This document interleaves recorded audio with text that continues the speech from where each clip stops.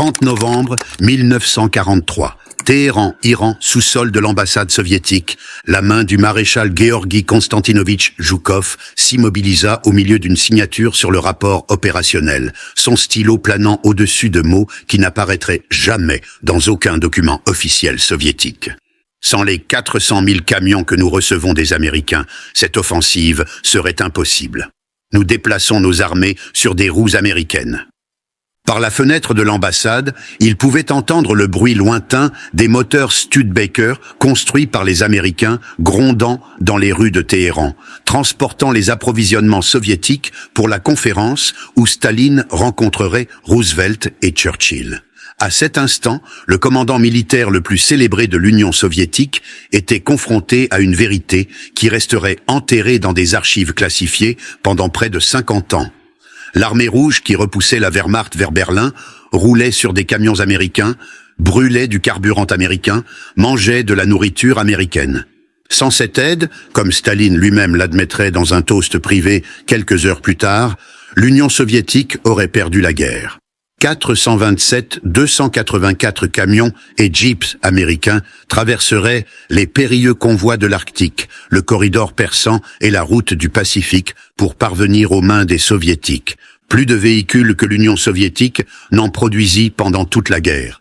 Plus de camions que la plupart des nations n'en possédaient au total. Ces machines transformeraient l'armée rouge d'une force qui se déplaçait à la vitesse d'hommes et de chevaux, marchant en une avalanche mécanisée, pouvant soutenir des opérations sur des fronts de milliers de kilomètres. Ce qu'aucun des officiers soviétiques présents ce jour-là à Téhéran n'aurait pu imaginer était que leurs aveux privés concernant l'aide américaine étaient soigneusement enregistrés, non seulement par des sténographes américains, mais par leurs propres agents du NKVD, créant un registre secret qui contredirait des décennies de propagande soviétique sur la Grande Guerre patriotique. La vérité sur les transports soviétiques commença par un désastre. Le 22 juin 1941, lorsque 3,8 millions de soldats de l'Axe déferlèrent à travers la frontière soviétique lors de l'opération Barbarossa. Ils trouvèrent une armée rouge terriblement mal préparée à la guerre mécanisée. La flotte de camions soviétiques, comptant environ 700 000 véhicules, consistait principalement en la Gaz AA, une copie sous licence de la Ford Model A de 1930, et en la ZIS-5, basée sur des designs américains des années 1920. En 6 mois, 40% de cette flotte fut détruite ou capturée. Les chiffres racontaient une histoire d'insuffisance industrielle que la propagande soviétique passerait des décennies à essayer de cacher. En 1941, l'Union soviétique produisit à peine 124 176 camions et en perdit près de 300 000. L'usine gaz à Gorky, le principal fabricant de camions de la nation, dut être évacuée vers l'Est alors que les forces allemandes approchaient, réduisant la production à un filet. L'usine ZIS à Moscou fut convertie à la production de chars alors que la Wehrmacht se tenait aux portes de la ville. Début 1942, des armées soviétiques entières se déplaçaient à pied, tandis que leur artillerie était tirée par des chevaux lorsque des chevaux pouvaient être trouvés. La deuxième armée de choc, piégée dans la poche de Volkov, perdit 95% de son transport en tentant de percer. Les soldats portaient des obus sur leur dos pour des canons qu'ils ne pouvaient plus déplacer. C'était cette armée rouge que l'aide américaine allait transformer, bien qu'il faudrait 40 ans aux dirigeants soviétiques pour en reconnaître publiquement la transformation. Les pointes mécanisées de la Wehrmacht avaient démonté ce que la guerre moderne exigeait. Mobilité, vitesse et logistique fiable. Les forces soviétiques, malgré leur supériorité numérique dans de nombreuses catégories, se retrouvèrent débordées et encerclées à plusieurs reprises, car elles ne pouvaient pas égaler la mobilité allemande. Les divisions d'infanterie qui auraient dû être motorisées marchaient à pied. Les batteries d'artillerie qui avaient besoin de tracteurs utilisaient des chevaux qui mourraient par milliers durant l'hiver russe. 1er octobre 1941, port d'Arkhangelsk, Arctique soviétique. Le convoi britannique PQ-1 déchargea sa cargaison dans l'obscurité glaciale de l'automne arctique. 20 camions américains, les tout premiers de ce qui deviendrait un flot, roulèrent sur le sol soviétique. Ces Chevrolets, avec leurs cabines fermées et leurs moteurs fiables, semblaient des miracles pour les chauffeurs soviétiques, habitués à des véhicules qui exigeaient des heures de maintenance pour chaque heure de fonctionnement. En novembre 1941, alors que la Wehrmacht se tenait à 19 km du Kremlin, les camions américains arrivaient déjà à un rythme de 2000 par mois via de multiples routes. Le corridor persan, géré par des ingénieurs américains qui avaient pris le contrôle du chemin de fer de l'État iranien, augmenta sa capacité de 600%. La route du Pacifique, bien que limitée aux approvisionnements non militaires en raison de la neutralité soviéto-japonaise, transportait tout de même des milliers de véhicules. Les dangereux convois de l'Arctique, malgré de lourdes pertes dues aux attaques des U-Boot et de la Luftwaffe, continuaient à livrer des cargaisons précieuses. Les véhicules eux-mêmes représentaient un bond technologique que les mécaniciens soviétiques pouvaient à peine comprendre. Le Studebaker US-6 comportait une transmission à 6 roues motrices, les 6 roues étant motrices, comparé à seulement 4 roues sur les camions soviétiques avec seulement 2 roues motrices. Le moteur produisait 94 chevaux contre 73 pour la ZIS-5. Plus crucialement, les camions américains étaient équipés de treuils d'auto-renflouement, leur permettant de se sortir de la boue qui piégeait les véhicules soviétiques jusqu'au printemps. Ces camions arrivaient entièrement équipés avec des outils que les forces soviétiques n'avaient jamais vus. Des trousses à outils complètes de 128 pièces, des vérins hydrauliques, de l'équipement de réparation de pneus, des catalogues de pièces détachées avec des composants numérotés. Un camion soviétique arrivait avec des outils manuels basiques, s'il en avait. Les Américains avaient repensé à tout.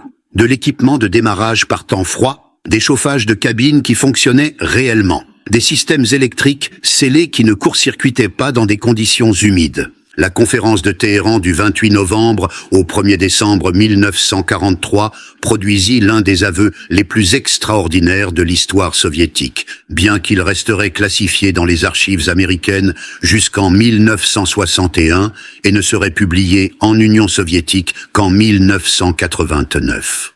Lors d'un dîner privé le 30 novembre, en présence seulement de Roosevelt, Churchill et de leurs plus proches conseillers, Staline se leva pour un toast qui contredisait directement tout ce que la propagande soviétique affirmerait pendant le demi-siècle suivant.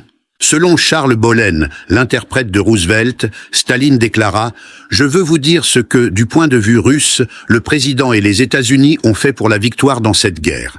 Les choses les plus importantes dans cette guerre sont les machines. Les États-Unis ont prouvé qu'ils peuvent produire de 8 000 à 10 000 avions par mois. La Russie ne peut en produire au maximum que 3 000 avions par mois. Les États-Unis sont donc un pays de machines. Sans les machines que nous avons reçues par le pré-bail, nous aurions perdu la guerre. » Le général Alan Brooke, chef de l'Imperial General Staff, nota dans son journal que Staline avait spécifiquement souligné les camions lors des discussions techniques qui suivirent. Le dirigeant soviétique déclara que les Studebaker américains étaient les meilleurs camions du monde pour nos conditions et les appela le fondement de la mobilité soviétique.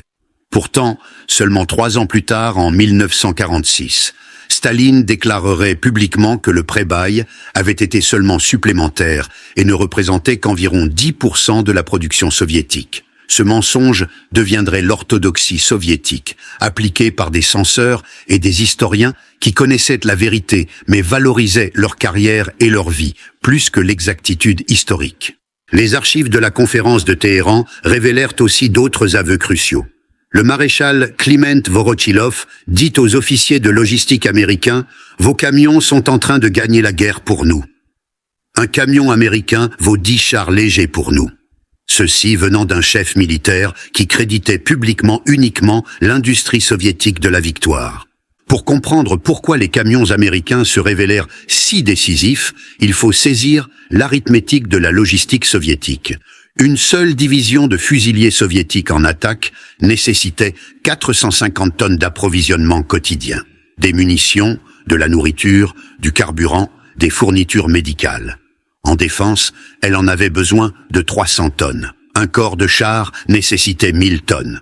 Déplacer ces approvisionnements des têtes de ligne vers les lignes de front à travers le réseau routier primitif de l'Union soviétique exigeait des camions.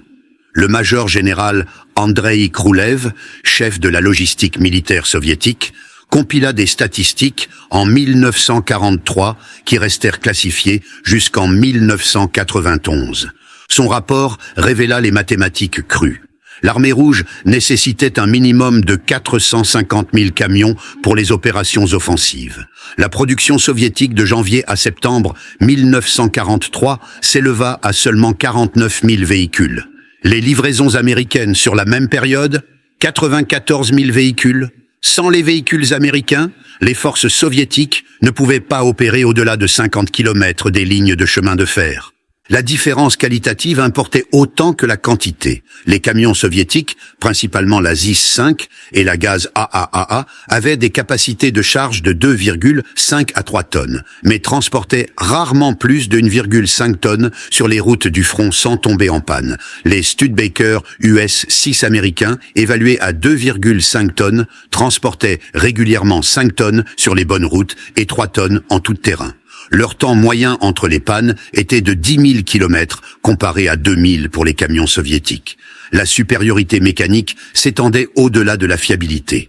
Les camions américains comportaient des innovations que les designers soviétiques n'avaient pas imaginées. Des freins à air qui fonctionnaient par tous les temps, des pistons en aluminium qui réduisaient le poids du moteur, des filtres à huile qui filtraient réellement, des thermostats qui maintenaient une température optimale du moteur. Les camions soviétiques avaient des freins mécaniques qui tombaient en panne lorsqu'ils étaient mouillés, des pistons en fonte, des décanteurs qui fonctionnaient rarement et des moteurs qui tournaient trop froid en hiver et surchauffaient en été. Alors que les convois de l'Arctique captivaient l'imagination publique avec leur bataille désespérée contre les U-boots, le corridor persan devint tranquillement la route principale pour les camions américains parvenant aux forces soviétiques. Cette ligne d'approvisionnement de 6400 km des ports américains à travers l'Iran jusqu'à la frontière soviétique représenta l'un des plus grands exploits logistiques de l'histoire militaire. Les ingénieurs américains transformèrent les infrastructures primitives de l'Iran en quelques mois. Ils héritèrent d'une voie ferrée à simple voie, déplaçant 200 tonnes quotidiennement, et augmentèrent la capacité à 6000 tonnes. Ils construisirent des autoroutes là où seuls des sentiers de chameaux existaient. Ils construisirent des usines d'assemblage dans le désert qui pouvaient traiter 300 camions par jour. L'usine d'assemblage de camions à Andimeshk devint le symbole de la puissance industrielle américaine. Transplantés au Moyen-Orient, les chauffeurs soviétiques arrivaient après des voyages éprouvants depuis le Caucase, recevaient 3 jours de formation sur les véhicules américains, puis conduisaient leurs nouveaux camions sur 2900 km de retour vers le front. Le choc culturel fut profond. Les soldats soviétiques, habitués à des véhicules qui nécessitaient des réparations constantes, commandaient soudainement des machines qui fonctionnaient simplement. Mi-1943, le corridor persan livrait des milliers de camions par mois. Le port de Khorramshahr, qui avait traité 50 000 tonnes annuellement avant la guerre, en traitait 250 000 tonnes par mois. L'efficacité américaine stupéfia les officiers de liaison soviétiques qui rapportèrent à Moscou des opérations portuaires qui déchargeaient les navires en 48 heures. Des tâches qui prenaient 2 semaines dans les ports soviétiques. Le total des véhicules livrés par cette route atteignit des dizaines de milliers, des estimations suggérant que près de la moitié de tous les camions américains parvinrent à l'Union soviétique via l'Iran. Le corridor fonctionnait avec une efficacité que les officiers de logistique soviétiques étudièrent et essayèrent de reproduire, bien qu'il manquait de l'infrastructure industrielle pour égaler les méthodes américaines. Le mariage des camions américains avec l'artillerie soviétique à roquettes créa l'une des armes les plus redoutées de la Seconde Guerre mondiale. Le lance-roquettes multiple BM-13 Katyusha avait à l'origine été monté sur des camions ZIS-6, mais la production de ce véhicule cessa fin 1941. La poignée de versions montées sur rails et remorquées s'avéra presque inutile dans la guerre mobile. Le Studebaker US-6 changea tout. Son châssis renforcé pouvait supporter le recul violent d'une salve complète de roquettes. Sa transmission à 6 roues motrices lui permettait de tirer et de se déplacer avant que le tir de contre-batterie allemand n'arrive. La performance en tout terrain du Studebaker était si supérieure qu'il devint le support standardisé en 1943 désigné BM-13N, Normalizovanie, standardisé. Plus de 1800 de ces systèmes standardisés, montés sur Studebaker, furent fabriqués d'ici la fin de la guerre. Les formations de la garde équipées avec des Katyushas montés sur Studebaker atteignirent des taux de survie 400% plus élevés que ceux utilisant des véhicules soviétiques. La capacité à tirer et décrocher, à tirer une salve et à se redéployer en 3 minutes dépendait entièrement de véhicules fiables. Les camions soviétiques, lorsqu'ils fonctionnaient, nécessitaient 15 minutes pour la même manœuvre. L'impact psychologique égalait la destruction physique. Les soldats allemands les appelaient les « orgues de Staline », mais notaient qu'ils roulaient sur des camions américains. La standardisation sur des châssis américains révolutionna la logistique de l'artillerie à roquettes soviétique. Un manuel, un jeu de pièces, un type de formation au lieu de l'improvisation qui caractérisait les efforts antérieurs. Les mathématiques de la production. L'analyse des statistiques de production révèle l'impossibilité mathématique d'une victoire soviétique sans les camions américains. La production de véhicules soviétiques pendant la guerre totalisa approximativement 1941, 46 000 véhicules à partir du 22 juin. 1942, 32 300 véhicules. 1943, 41 600 véhicules. 1944, 57 000 véhicules. 2760 véhicules jusqu'en mai. La production totale de camions soviétiques pendant la guerre atteignit approximativement 205 000 unités, moins de la moitié de la contribution américaine de 427 284 véhicules. Contre cela, les pertes furent catastrophiques, près de 300 000 véhicules en 1941 seuls, avec des pertes continues tout au long de la guerre totalisant plus de 500 000 véhicules. Sans les livraisons américaines, le parc de véhicules soviétiques se serait réduit à rien mi-1942. Chaque offensive soviétique après Stalingrad dépendit de roues américaines. En 1945, les véhicules de fabrication américaine composaient 33% de la flotte totale de véhicules de l'armée rouge, mais représentaient 60% de sa capacité de transport réelle en raison de leur capacité de charge et de leur fiabilité supérieure. La dimension économique était également critique. Un seul Studebaker US-6 coûtait $1 830 à produire en 1943. L'Union soviétique les recevait gratuitement par le prêt-bail. Produire des véhicules équivalents domestiquement aurait coûté à l'Union soviétique approximativement 800 millions de dollars en ressources de 1943, désespérément nécessaires pour la production de chars et d'avions. Sans parler de la capacité industrielle que l'URSS ne possédait tout simplement pas. L'opération Bagration, lancée le 23 juin 1944, démontra définitivement que les camions américains avaient transformé la capacité opérationnelle soviétique. Cette offensive massive qui détruisit le groupe d'armées centre-allemand et infligea 450 000 pertes aurait été impossible sans les véhicules américains.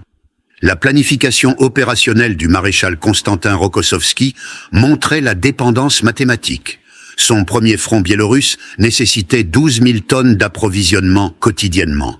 Les chemins de fer soviétiques pouvaient livrer jusqu'aux dépôts situés à 60 ou 100 km derrière les lignes. De là, seuls les camions pouvaient maintenir l'avance. Rokossovski avait 19 000 camions, dont 14 000 américains. La vitesse de l'avance, 450 km en 5 semaines, submergea la planification allemande qui supposait que les forces soviétiques auraient besoin de pauses opérationnelles tous les 100 à 150 km pour reconstruire leur logistique. Le renseignement de la Wehrmacht avait calculé la capacité offensive soviétique en se basant sur la production de camions soviétiques, ne sachant pas que les véhicules américains avaient triplé la capacité de transport de l'armée rouge. Pendant les 5 semaines de Bagration, les camions américains en service soviétique transportèrent 400 000 tonnes de munitions, 300 000 tonnes de nourriture et évacuèrent 250 000 blessés. Ils consommèrent 67 000 tonnes de carburant, lui-même livré en grande partie par d'autres camions américains. La production de camions soviétiques pour toute l'année 1944 n'aurait pas pu soutenir l'offensive pendant une semaine. Le contraste avec les opérations antérieures était frappant. La seconde bataille de Kharkov, en mai 1942, avait échoué en partie parce que les forces soviétiques avaient dépassé leur logistique en quelques jours. En 1944, avec les camions américains, les forces soviétiques pouvaient maintenir un élan offensif pendant des semaines, transformant les victoires tactiques en triomphes stratégiques. Le maréchal Georgi Zhukov, le commandant le plus célébré de l'Union soviétique, laissa 3 témoignages séparés sur l'aide américaine qui restèrent cachés jusqu'à l'effondrement soviétique. Chacun ajouta des détails qui démolirent le mythe de l'autosuffisance soviétique. Le premier émergea des transcriptions de surveillance du KGB. En 1963, lors d'une conversation privée à sa datcha, inconscient des micros cachés, Zhukov déclara « Les gens disent que les Alliés ne nous ont pas aidés, mais on ne peut nier que les Américains nous ont envoyé du matériel sans lequel nous n'aurions pas pu former nos réserves ou continuer la guerre. Sans les camions américains, nous n'aurions rien eu pour tirer notre artillerie. » Le deuxième témoignage vint d'entretiens avec l'écrivain Konstantin Simonov entre 1965 et 1966. Des enregistrements audio qui restèrent supprimés jusqu'en 1990. Zhukov fut explicite. Sans les Studebaker américains, nous n'aurions pu traîner notre artillerie nulle part. Dans une mesure considérable, ils assurèrent notre transport de front. Le troisième récit apparut dans le manuscrit non publié de Zhukov, saisi en 1969 et enfermé dans des archives jusqu'en 1992.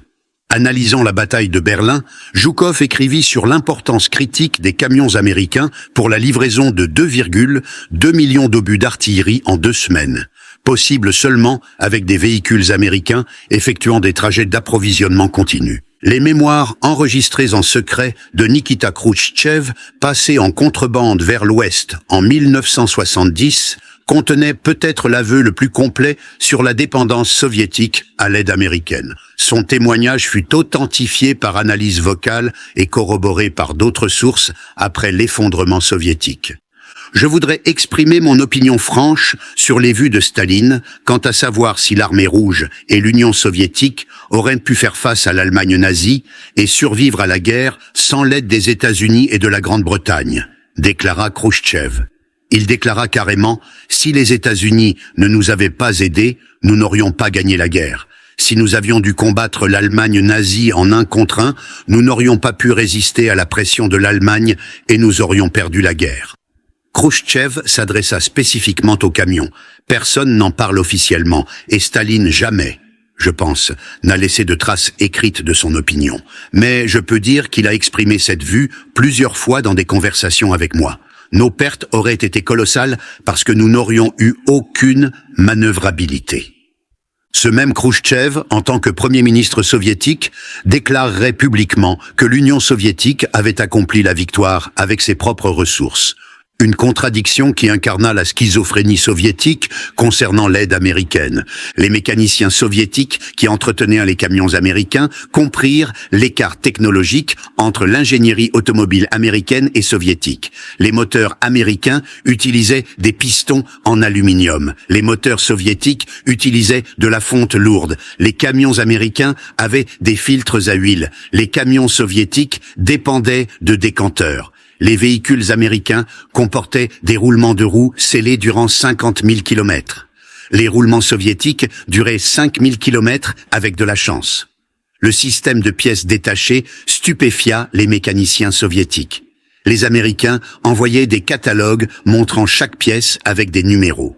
Commandez par numéro. La pièce exacte arrive. Système soviétique. Cannibaliser des véhicules cassés ou fabriquer des pièces à la main. Les camions américains incluaient de l'équipement de sécurité. Les designers soviétiques n'avaient jamais considéré du verre de sécurité, des miroirs des 2 côtés, des feux de recul, des klaxons actionnables d'une seule main. Au-delà de l'impact militaire immédiat, les camions américains révolutionnèrent la pensée automobile soviétique. Les ingénieurs soviétiques, étudiant les véhicules américains, apprirent des leçons qui influencèrent le design des camions soviétiques d'après-guerre pendant des décennies. La ZIS 150, le premier camion produit en masse d'après-guerre de l'Union soviétique, était essentiellement une interprétation soviétique des principes de design américains appris des Studebaker. Les camions américains introduisirent une culture de maintenance auparavant inconnue dans la pratique soviétique. Des calendriers de maintenance préventive, des inspections systématiques, la standardisation des pièces. Ces concepts vinrent directement de l'étude des véhicules américains et influenceraient le développement industriel soviétique pour une génération. L'échec soviétique dans la guerre d'hiver de 1939 à 40 contre la Finlande avait exposé une faiblesse logistique catastrophique. Incapable de ravitailler des troupes à seulement 150 km de Léningrad, l'armée rouge subit 126 875 morts et 264 908 blessés contre des forces finlandaises 10 fois plus petites. L'analyse d'après-guerre du maréchal Semyon Timochenko identifia la pénurie de camions comme critique. Les forces soviétiques avaient une supériorité numérique, mais ne pouvaient pas se concentrer en raison des limitations de transport. En 1944, les camions américains avaient résolu les problèmes exposés en Finlande. L'offensive soviétique contre les forces finlandaises en juin 1944 réussit précisément parce que les véhicules américains maintenaient les lignes d'approvisionnement à travers un terrain qui avait vaincu la logistique soviétique 4 ans plus tôt. La propagande soviétique prétendait souvent que les chemins de fer, et non les camions, étaient la clé de la logistique, minimisant l'importance des véhicules américains. Les études de l'état-major général déclassifié révélèrent pourquoi c'était impossible. Les Allemands détruisirent 65 000 kilomètres de voies, 13 000 ponts et 4 100 gares pendant leur retraite.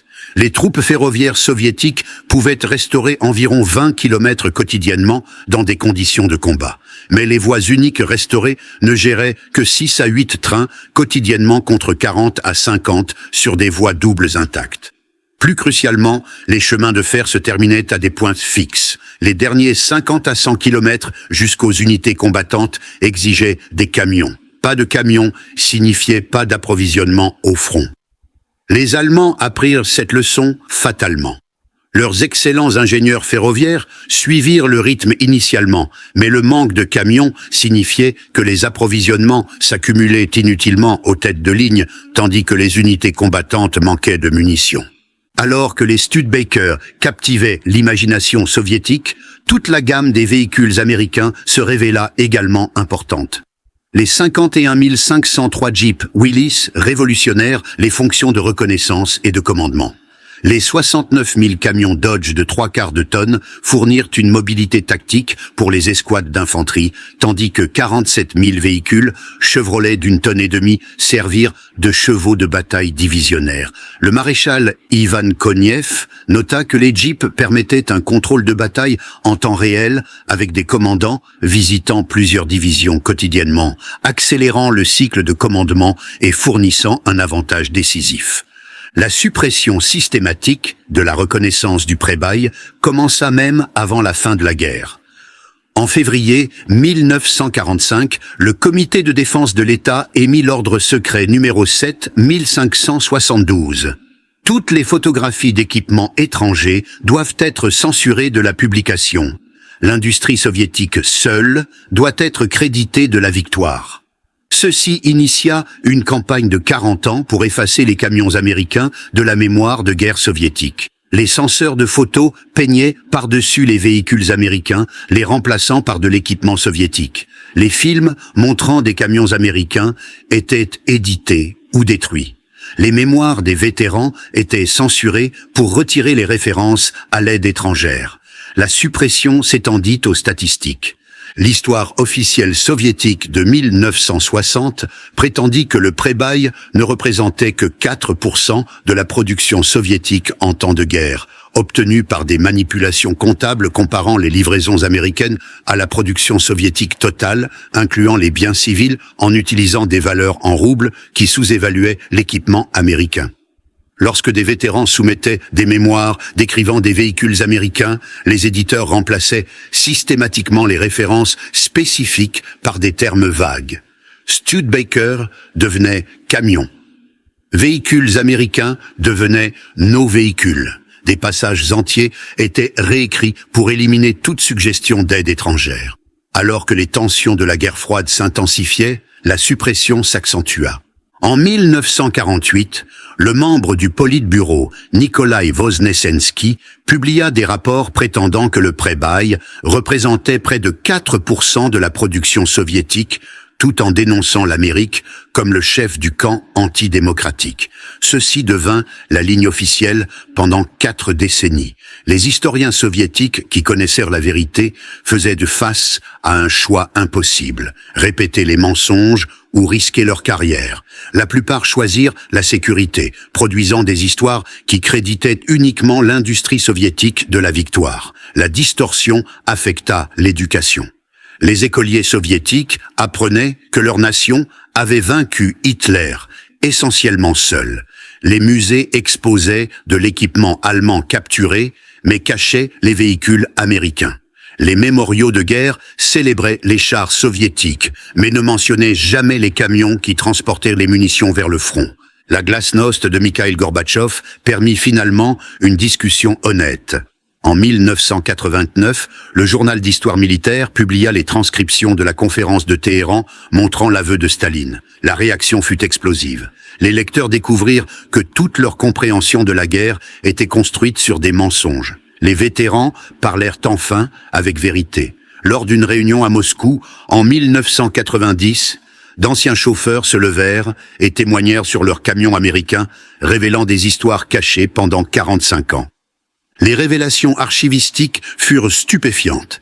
Les chercheurs découvrirent une double comptabilité, de vraies statistiques pour la planification interne, de fausses pour la consommation publique. Les vrais chiffres montraient que les camions américains composaient 70% de la capacité de transport soviétique en 1945. Le docteur Boris Sokolov, examinant les archives nouvellement ouvertes, calcula définitivement retirer les camions américains de l'armée soviétique et chaque offensive après Stalingrad échoue. L'armée rouge marcha vers Berlin avec des bottes américaines et roula sur des camions américains. La bataille de Berlin en avril-mai 1945 fournit la démonstration ultime de l'importance des camions américains. Les exigences logistiques étaient stupéfiantes. 2,5 millions de soldats soviétiques, 41 600 pièces d'artillerie, tous nécessitant un ravitaillement continu à travers le territoire allemand détruit. Le premier front biélorusse du maréchal Zhukov seul nécessitait 25 000 tonnes d'approvisionnement quotidien. Son réseau logistique incluait 22 000 camions, dont 16 000 américains. La dépense en munitions, 2,5 millions d'obus d'artillerie dans la première semaine, exigeait des camions effectuant des trajets continus sous le feu. Chaque camion américain effectuait en moyenne 4 trajets d'approvisionnement quotidiennement, un aller-retour de 100 km. Les camions soviétiques, lorsqu'ils étaient opérationnels, géraient un trajet avant de tomber en panne. Même au moment de la victoire, la dépendance persistait. Le défilé de la victoire à travers Berlin fut accompli avec des véhicules américains, les plus présentables, les plus fiables. Les forces soviétiques conquirent la capitale de Hitler en roulant sur les camions de Roosevelt. Le décompte complet de l'aide américaine, finalement révélé après l'effondrement soviétique, était stupéfiant. Véhicules livrés, 427 284 camions et jeeps, 13 333 véhicules de combat, 35 170 motos, 2 328 véhicules de service d'ordonnance.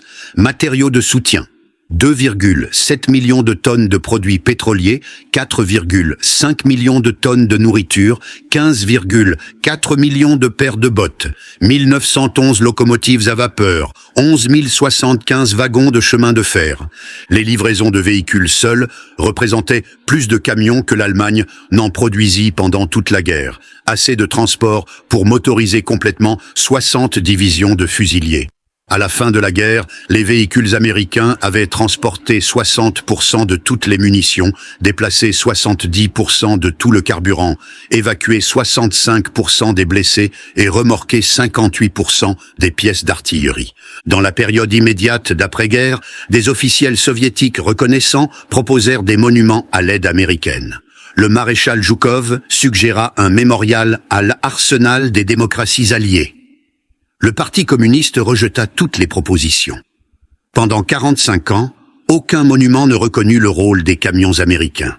Ce n'est qu'en 2004 qu'un modeste mémorial du pré-bail fut inauguré à Mourmansk. Même alors, une controverse éclata. L'absence de monument reflétait une tragédie plus profonde, le vol de la mémoire historique. Des millions de citoyens soviétiques grandirent en croyant que leur nation avait vaincu Hitler seul. Alors que les derniers vétérans disparaissent, leurs témoignages deviennent des documents historiques précieux. Lors d'un rassemblement à Moscou en 2005, les chauffeurs restants formèrent la confrérie Studebaker pour préserver la véritable histoire. Ils collectionnèrent des photographies cachées pendant 60 ans montrant des véhicules américains avec des marquages soviétiques. Leur déclaration finale, signée par 200 vétérans, déclara « Nous sommes allés à la victoire sur des camions américains. Nous avons mangé de la nourriture américaine. Nous avons tiré des munitions américaines. Ceci n'est pas une diminution du sacrifice soviétique. 27 millions de nos personnes sont mortes, mais la vérité honore leur mémoire mieux que les mensonges. Les camions américains ont aidé à sauver notre patrie. » Aujourd'hui, alors que la Russie réécrit à nouveau l'histoire de la Seconde Guerre mondiale à des fins politiques, l'histoire du pré-bail prend une pertinence renouvelée. Les manuels russes modernes minimisent l'aide américaine encore plus que les manuels soviétiques. Cela fait partie d'une campagne plus large pour restaurer la fierté nationale à travers une mythologie historique. Pourtant, les faits mathématiques restent inchangés. La livraison documentée de 427 284 véhicules américains, plus du double de la production soviétique en temps de guerre de 205 000 camions, ne peut être effacée. Le témoignage de Staline, Khrouchtchev et Djoukov, préservé dans de multiples archives, ne peut être nié. La vérité sert de rappel que la coopération internationale et non l'isolement vainquit le fascisme. Les camions américains qui portèrent les soldats soviétiques à la victoire étaient les produits de l'arsenal de la démocratie, partagés librement avec un allié malgré des différences idéologiques. L'histoire des camions américains au service soviétique transcende la logistique militaire. Elle démontre comment la capacité industrielle gagne les guerres modernes, comment l'idéologie déforme l'histoire et comment la vérité émerge finalement malgré la suppression.